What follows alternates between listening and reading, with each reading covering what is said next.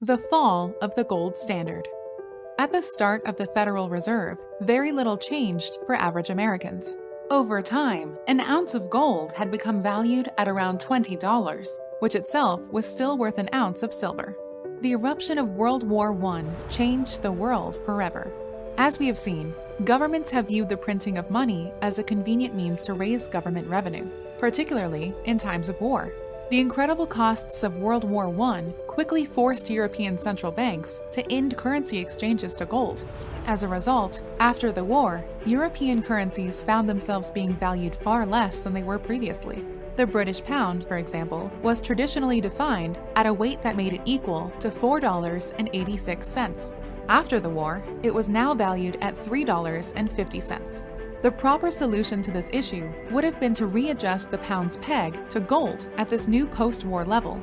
Instead, the British government tried to force the pound to its pre-war strength, which would have required a massive reduction of the money supply. Given that prices, including salaries, had now adjusted to the current pound, this was highly disruptive. The result was global economic instability, contributing to the financial crises around the world in the 20s and 30s. In America, President Franklin Delano Roosevelt's response to the Great Depression was an aggressive use of government power. The creation of new government programs, bureaucracies, and public works required levels of spending far beyond anything seen during World War I. Since the government does not create anything on its own, and taxing is difficult during a depression, the Federal Reserve was a major tool of the state. This was made easier in 1933 when FDR announced Executive Order 6102, which meant Americans would no longer be able to trade in their dollars for gold and that all privately owned gold was to be confiscated. This allowed FDR to immediately devalue the dollar, an unprecedented transfer of wealth away from Americans and into government. In response, agents of major central banks gathered in Bretton Woods, New Hampshire, and adopted a new gold exchange standard. This Bretton Woods system worked as follows. The U.S. remained on the classical gold standard, redeeming dollars in gold. British pounds and other currencies were not payable in gold coins, but only in large-sized bars, suitable only for international transactions.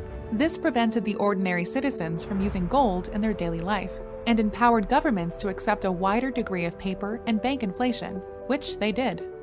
The following decades saw many of FDR's radical expansions of government power made permanent and then expanded.